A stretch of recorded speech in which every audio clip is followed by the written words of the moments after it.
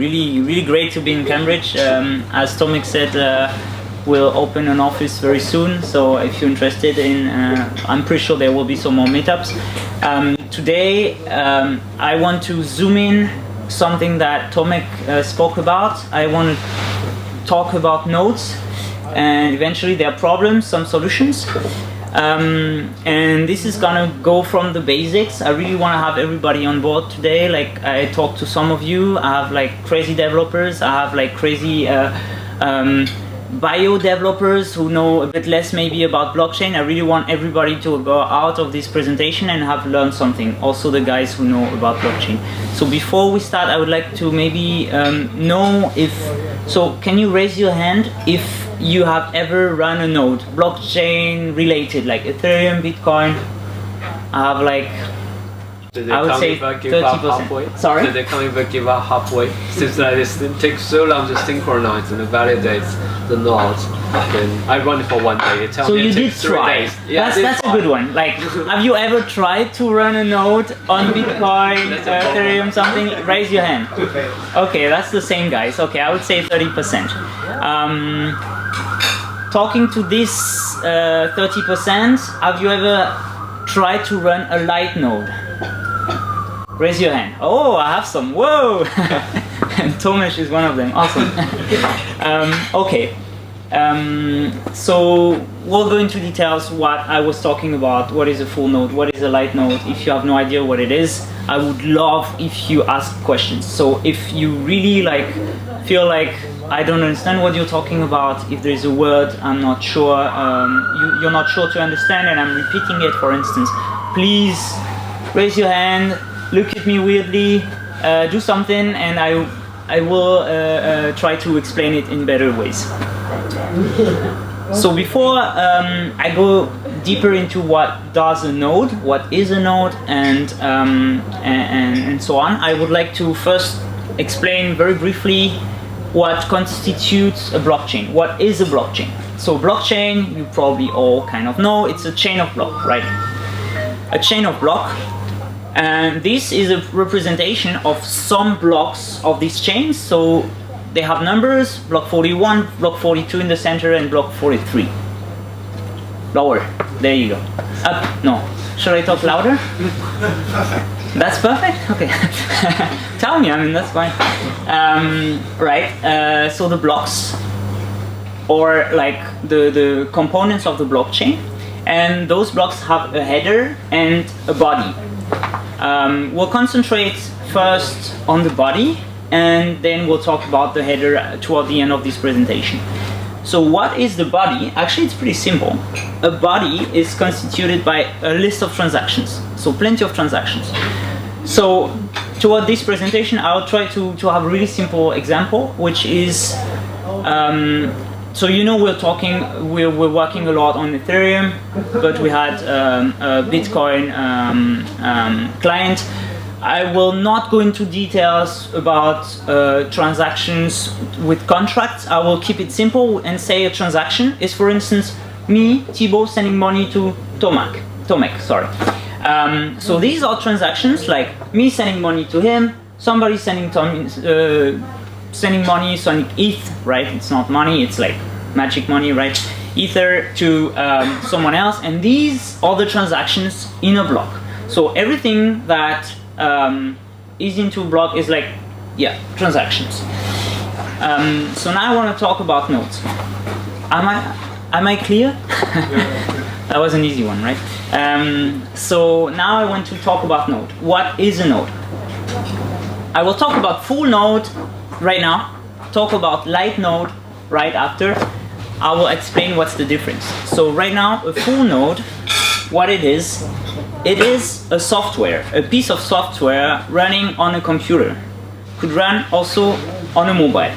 So this is a piece of software running on a computer or mobile that is connected to some other node or some other piece of software which run the same, like they're talking to each other, they're talking the same protocol, and these computers, softwares together form a network. So this is a full node. Could be an Ethereum full node, could be a Bitcoin full node, depending on what kind of blockchain you wanna build. But this is a crucial component of this network. And when we talk about Ethereum net, yes, please. Can I ask a question? Is like a node connected to all other nodes, or is it only connected to like some adjacent nodes? Very good question. I'm repeating for the streaming. All the nodes connected to all of the other nodes. The thing is, it would be nice if you could be connected to all of the nodes out there. The problem is there are so many. You would have to have a crazy computer to be able to like do some handshake. You know, you have to say, hey, I'm Thibaut, what's your name? You're Oscar, okay, nice to meet you. You're Oscar number 3 because I know so many Oscars, and you have to have like the list of all the nodes, etc. This would be crazy. So basically what you do is you connect to some nodes around, and you try to have a minimum amount of peer, that's what we call them, so known nodes around you that you keep connected to. If you lose the connection with Oscar because you went offline, you went too far, you went wherever, I will try to keep a certain amount of connection with other peers so that I remain in the network. So there is no like ultimate synchronization. So there is no ultimate synchronization, definitely. You only see part of the network, and there are actually some attacks, which we call, for instance, Eclipse attack, which are when a node is connected to, or when you are this node, you think you're connected to many different other nodes that should be like different from each other, but it could be only malicious node that target you and try to let you believe things. So, so that's a node, right? A full node. Connection on the network. Yes. You have unicast connections between pairs of nodes. You don't have a multicast that goes to all of them. Maybe Tomek can help me. Yes. Tomek said yes. We have a more complicated protocol. It's you have to handshake with that other peer. You have to know what capabilities this other peer has, and it's currently in Ethereum it's a TCP-based pipe that you have open with this other peer, and every message that you are sending, you are targeting that to a particular peer. So it's not even using UDP to multicast it. So different peers in the network could have different capabilities. Yes, that's also possible. Okay. Another stupid question is like, There's no stupid question, you know that. can you run several nodes on one computer? Yes, you can. You just have to make sure to use different ports so that you have no like conflict, but yes, you can. If you have a big enough computer, you can run plenty of nodes. Why not? Alright, so this node, part of the network, running on a computer, ideally on a mobile if the software is efficient enough. What does it do? It receives transactions. So as I said before, there are transactions in blocks, right? That's what I will come back to. There are transactions on the network. So I could run a node on my computer, and if I want to send ETH to Tomek, I would write a transaction, craft a transaction using eventually another software, and send to my node this transaction. My node would send to the nodes it is connected to the transaction I just crafted. So as a node, what you do, if you're not sending, you receive also transactions coming from the nodes around, right? So here, in this example, I have one transaction, number 1, coming from a peer, number 1, let's say, and I have another peer number 2 sending another transaction, totally different. And what the node does is it is validating this transaction. So in this example, I have the transaction 1 that is validated, the transaction 2 is not validated. You should ask me, what do you mean validation? Sorry? Is it not validated because transaction 1 got there first? No. Okay. So, I'll answer the first question and I'll go on with the other questions. So basically there are plenty of transactions coming in, probably like couple hundreds, couple whatever. In this example, very particular example, I just wanted to give an example where one transaction is not valid. What it means could be actually, there are plenty of ways this transaction could be non-valid.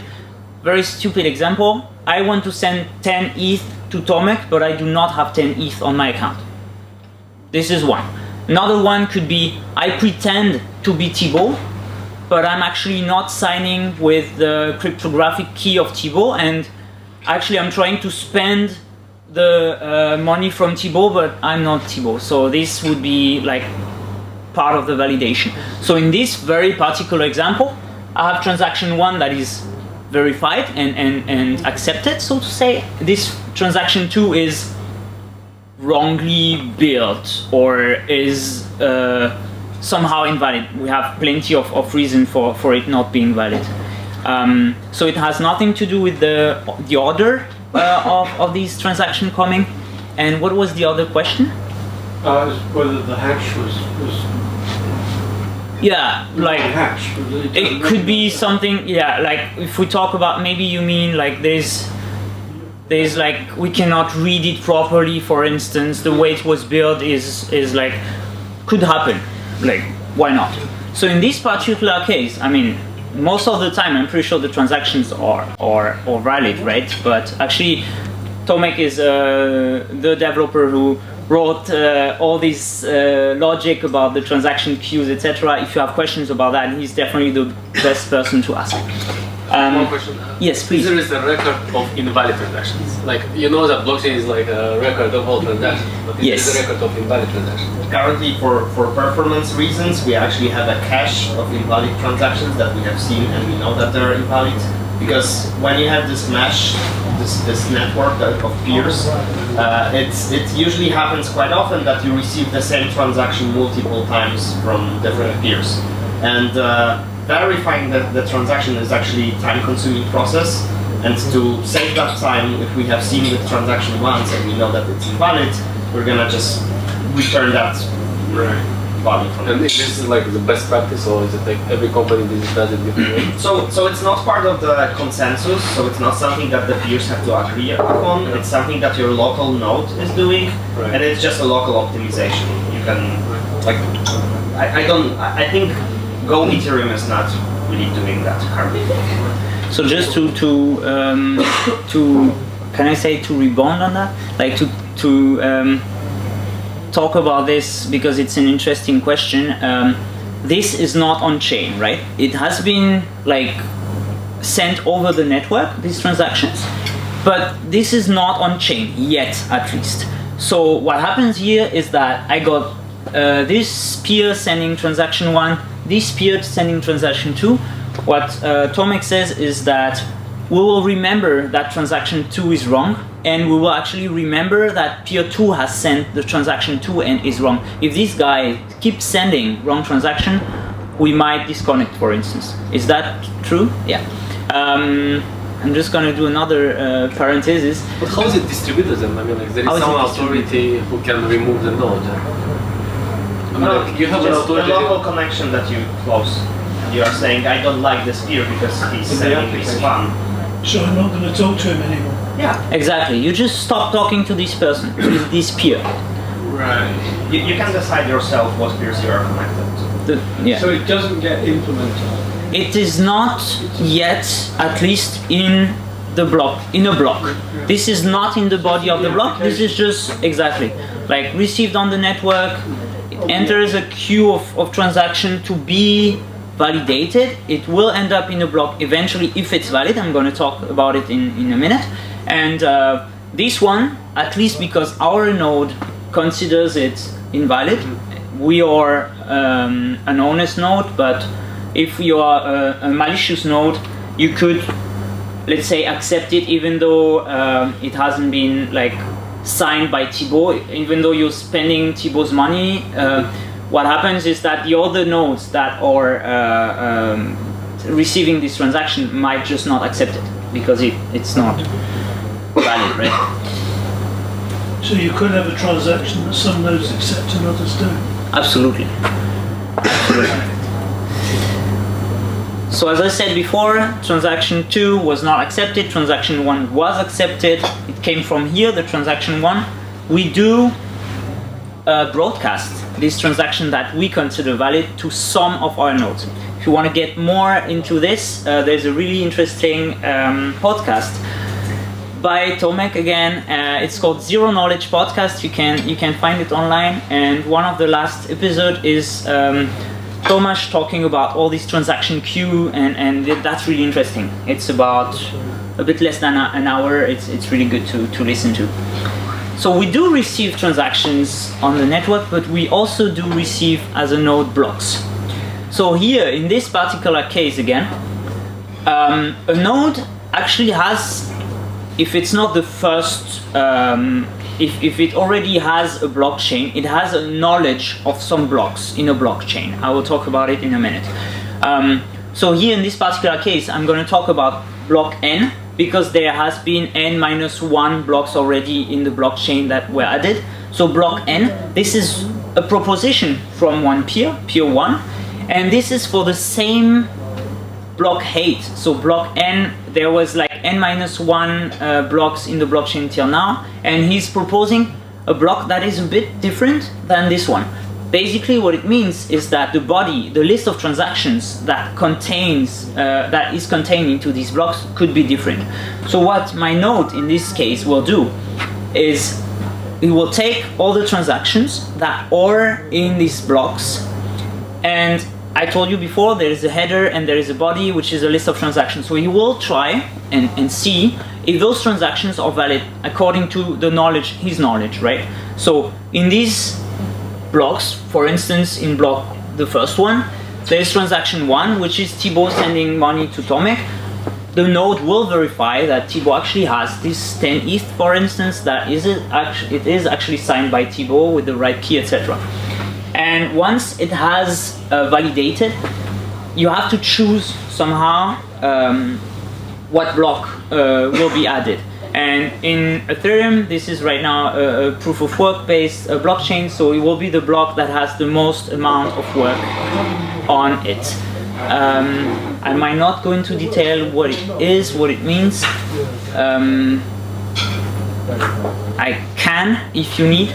I'm just not sure to be able to explain that really easily, but let me know at least in the end we can talk about it. So let's say the block N, the second variant, has had the most amount of work on it, and it is accepted by my node, so it will broadcast the block to some other peers, and my node will add it to his knowledge. So there's literally a database that my node has, and we will add the transactions, we will update the state. So Thibaut has sent 10 ETH, so Thibaut has 10 ETH less. Let's say I had only 10, I have 0 now.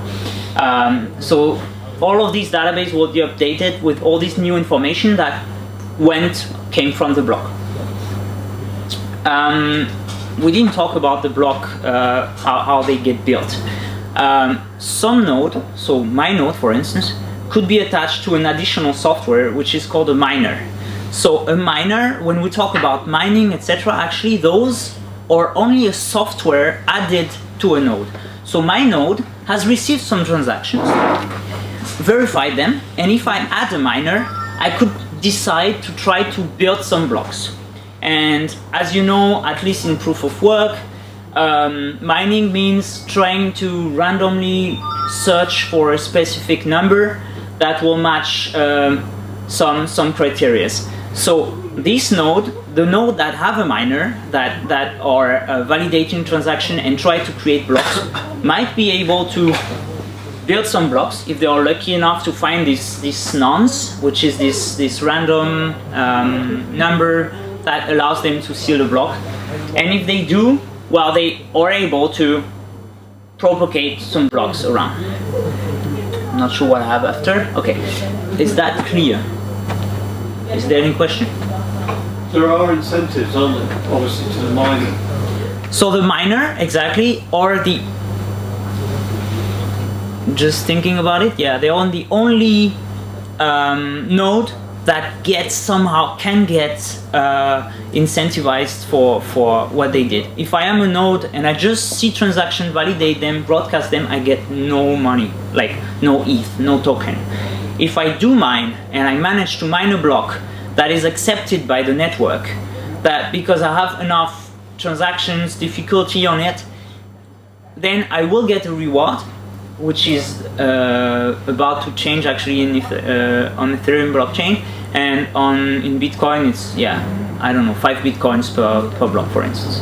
So the miners are the one who gets incentivized. If you're just running a node, it costs you and nothing else. That's really important to understand. Actually, that's a very good question, because this is something that we'll talk about, this incentivization to run a node. Why would you run a node today? If it's not for mining, why would you do it? Alright, so just to sum up, there are a bunch of nodes. These guys connected to each other, they receive, verify, and broadcast transactions, and ultimately they receive, verify, and broadcast blocks, right? So in the end, starting from the block number 0 to block number n, they verified the whole blockchain. So it's extremely, so to say, secure, because they verified absolutely everything. If they know, like, that Thibaut has 0 ETH today because I had maybe 100, I sent 90, received 10, sent 10, sent 10 again, and now I have 0. They know the state of the blockchain, and because they verified absolutely every transaction. They can be attached to miner, as we said. So they are extremely secure, but they are resource intensive, and that's where we so to say, join with, why would I do this? Am I incentivized to do this? So right now, most of the nodes that run are either miner or maybe altruistic persons, or companies that run a business that may make money somehow with the blockchain, but not directly by running a node.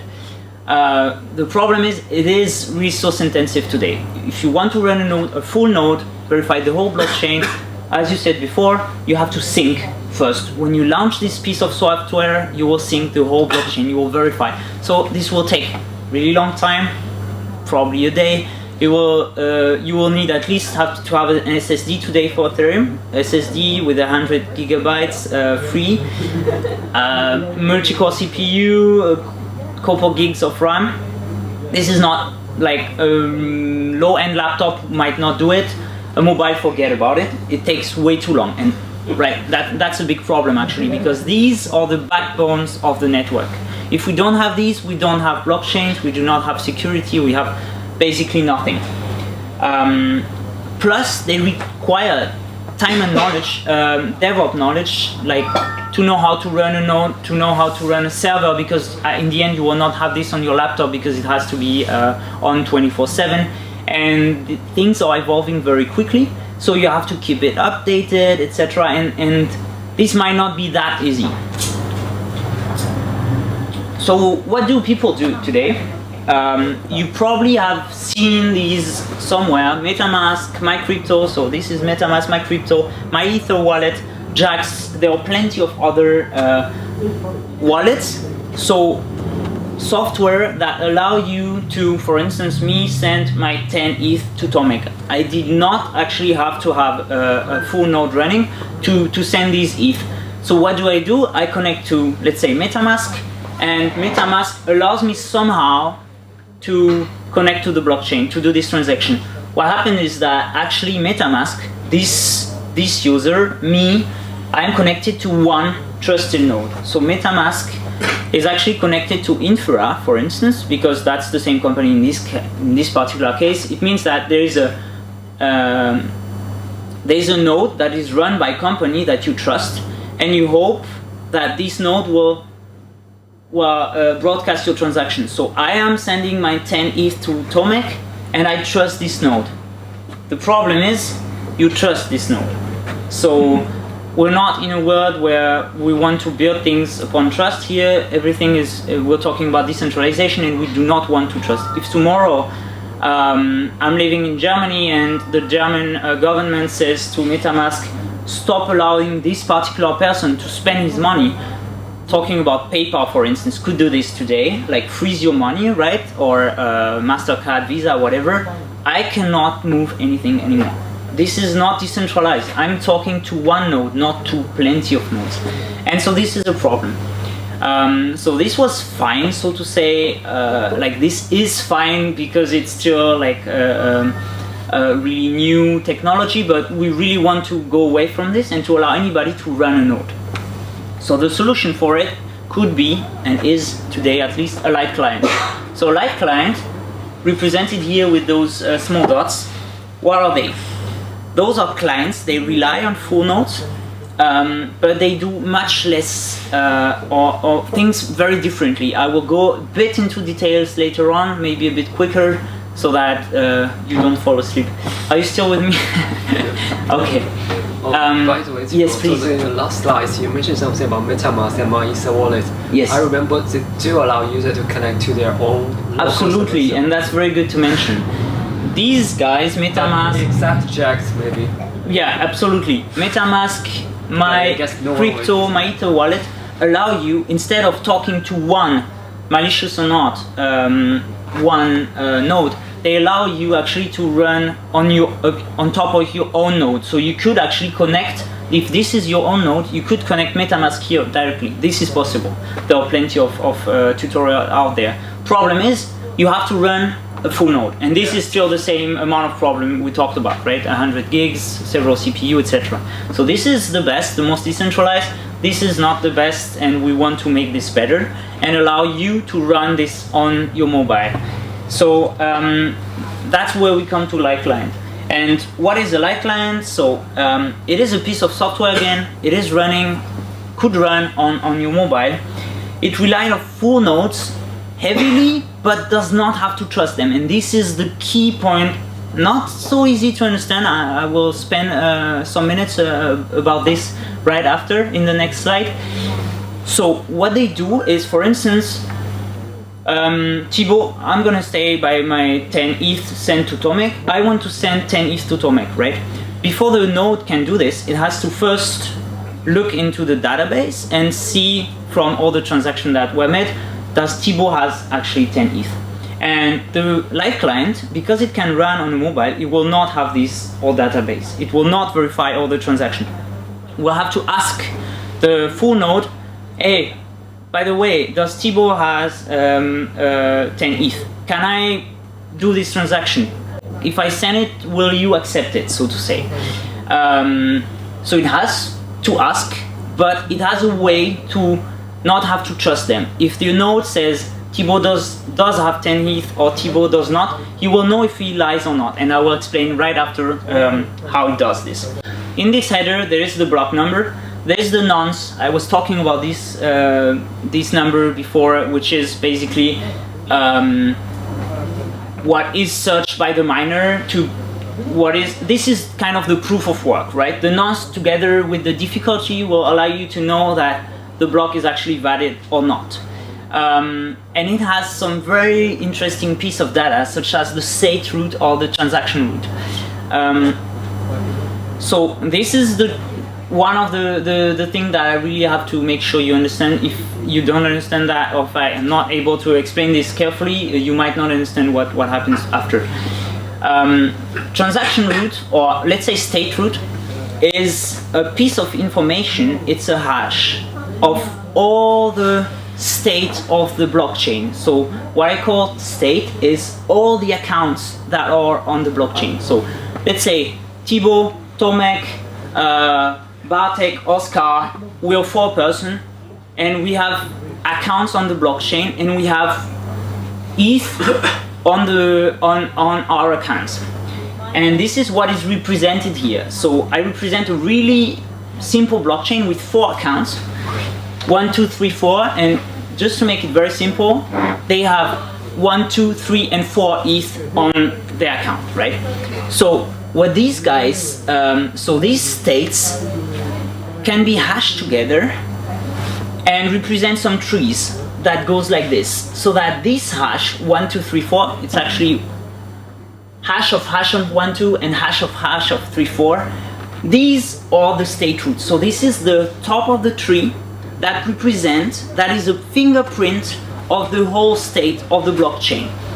So 1, 2, 3, 4, if one of these changes, because let's say 4 is a miner and next block you will get some ETH here, this will change. The state root will change. So this is a fingerprint of the state of the blockchain. In this, remember I was talking about headers, this is in the header. For each block it changes because I send money, you send money, etc. And this is the key that will allow us not to have to trust the full node as a light client or as a light node. I always use the same word. We can interchange them. We can, thanks to this, we will not have to trust the full node, and I will explain you how. So this tree is a representation of the state, right? I am, let's say, Thibaut is number 1. I have 1 ETH today, and I am a light client. I want to send ETH from Thibaut to Tomek, and I will have to ask a full node what is the amount of ETH on the account number 1. This guy, hash123, I know it because I did download all the headers. They are much lighter than the block themselves. I do not know all the transactions, but I know the headers. This took a couple seconds, minutes probably, depending on the network. That's it. I'm not talking about a day. So I want to send a transaction. I will ask to full node what is the amount of ETH on this account, and what the full node will actually answer is not only 1. He will answer 1, 2, and the hash of 3, 4, so that I can compute myself these 2 to get this guy, and these 2 because he gave it to me to get this. So he will send me this, this, and this, and I will make sure that those together are actually what I trust, the hash of 1, 2, 3, 4. If let's say the full node is malicious, let's say it's someone else asking to my full node, and because I want to pretend I have more money, I don't have 1 ETH, I have 2 ETH. This hash will be different because I changed maliciously the amount of my account. So the hash, this hash 224, so to say, that's the way I represented it, will be different than the one I trust. I downloaded from other peers, and that's where I will know that the full node that is answering this is actually not telling me the truth. So this is the trick, and this is what allows the light client not to have to trust the full node and still remain very light. Are you still there? You have a question? This is not easy to understand, and I have one question. What is the appropriate ratio of like light nodes to normal nodes? I mean, like you cannot have a lot of light nodes and only one normal node. Absolutely, that's a very good one, and that's something we should touch very soon. Full nodes get nothing. Instead, if they are not mining, they actually get no money, and they get constantly asked eventually by light clients, by light node. So the proportion we cannot know, but the thing is we have to find a way to have enough full node so that they can serve those light nodes. And how would we have full nodes? Because they do not get any money, right? Except if they are mining. Mining costs a lot, right? It's like you have to buy some GPUs, etc.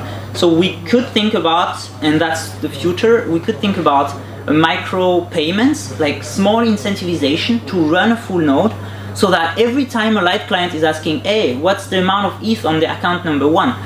You give like a really small amount of ETH.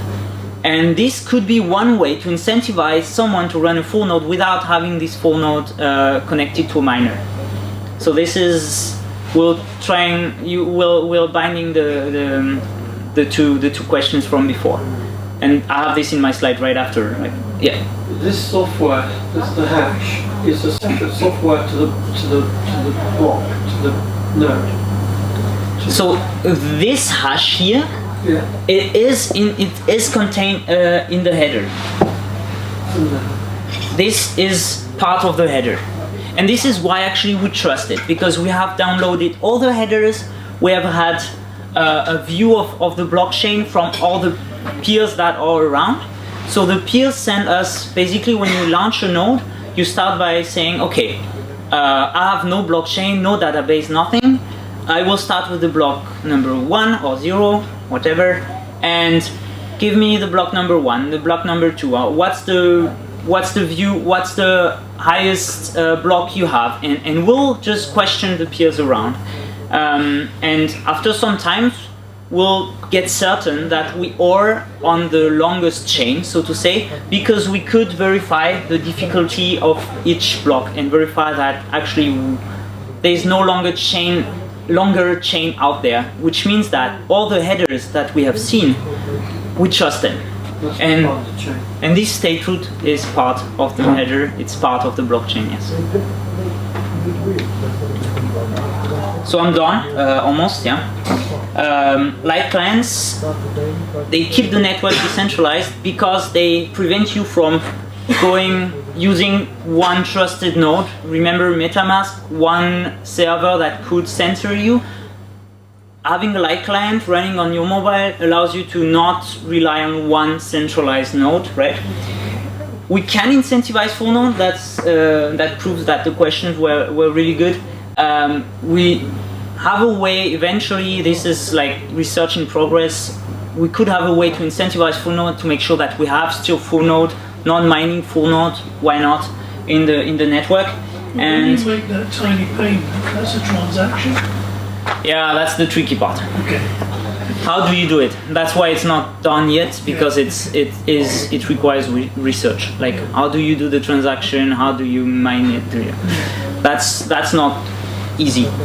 Light client will be everywhere on Ethereum 2.0. For those of you who know a bit about Ethereum 2.0, there will be plenty of shards, plenty of blockchains running in parallel. And if you want to have cross-shard transaction, for instance, we do not want anybody to synchronize fully every chain or every shard. If you run a light client, this should be enough to be actually confident about sending some ETH, some money from one shard to another.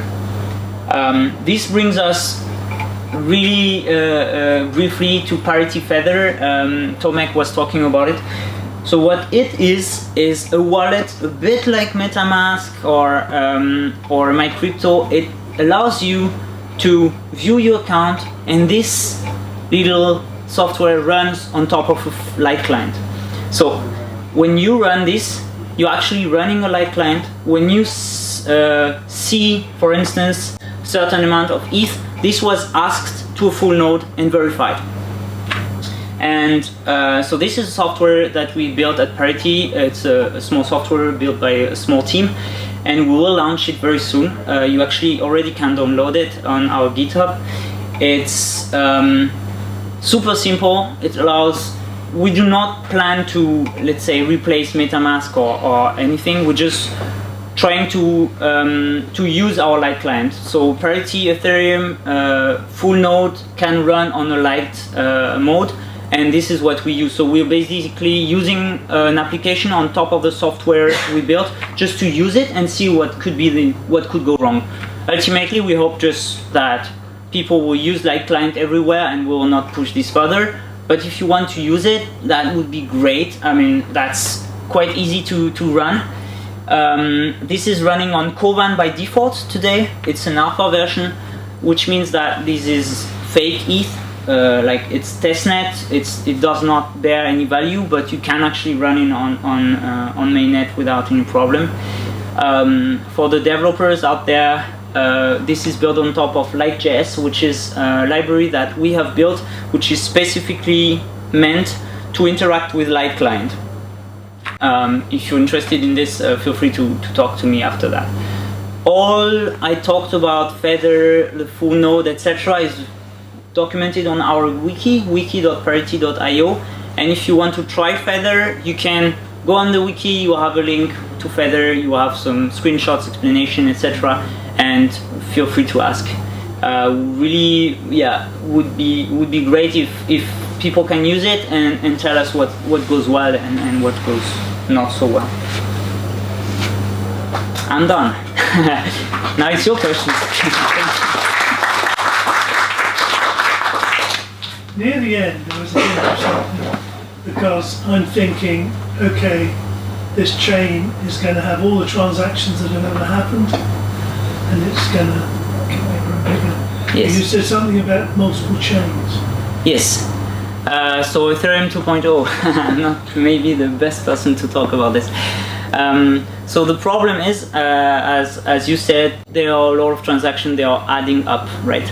And the problem is, if they are adding up, like, this will just grow exponentially, and what you actually yourself care about is probably only your account, right? Yeah. The future will probably have some chain that are specific to one application, some blockchain. Well, you will have full node for this blockchain that just care about this specific application. You might not have or maintain a database for everything, because this is not scalable. That's actually the problem. And that's why it's so hard today to have a full node. It's because basically you're just verifying all the transactions that you actually do not care about today. And so this is why Ethereum 2.0 is trying to solve this problem and trying to isolate things, just like in a database, to do some shards, so that you're very efficient on some specific things, and you do not bloat a general database.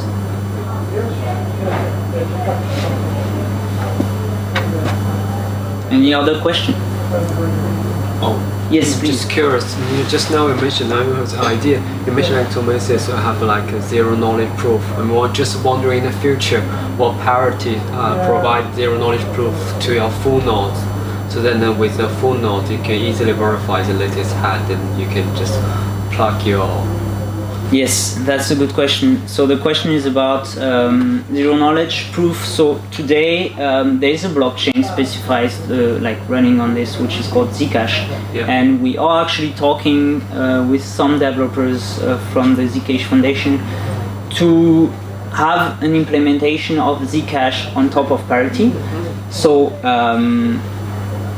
yes, we would love to have a client that can run the Zcash. Whether or not, I mean, then your question was a bit broader and asking about like adding some zero knowledge proofs to. Yeah. So adding to Ethereum, like ultimately you could today add it, right? It's expensive, etc. It's like it's all about if you need it for your particular application. I believe there are some libraries that allows you to write a smart contract, etc. This is the reason why it's not done, is because it's too expensive in terms of, if you want to send a transaction, you have to create the proof, verify it on chain, etc. And this is a lot of computation that is too costly today. So this particular transaction, you would pay too much gas, or so that's why it's not done. But there are a lot of researchers. May I say something? Yes. Like answer you? So the biggest problem with today's zero knowledge proofs is that they are very weak cryptographic foundations of zero knowledge proofs. They are very new technology. Yeah. Well, there are implementations, there are proof of concepts, but we never know if they're gonna be broken in a couple of years, because no one has actually tried to break them. So we can implement as many zero knowledge proofs as we want, but is it really an added security? We don't know. Yeah, we agree with that. All right. I mean, we can continue the discussion. It doesn't have to be me in front of you. Thank you.